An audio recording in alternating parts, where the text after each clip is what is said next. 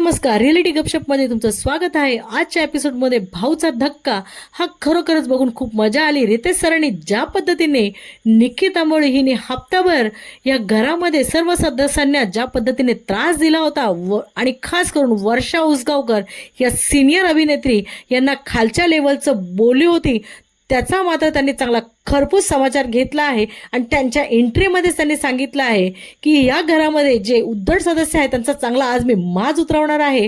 Riteish sir एवढ्यावरच न थांबता तिने ज्या पद्धतीने मराठी माणसांची मेंटॅलिटीबद्दल बोलली होती त्याचाही चांगलाच समाचार घेतला आहे आणि तिला सगळ्यांसमोर हात जोडून मराठी माणसाची माफी मागायला लावली आहे.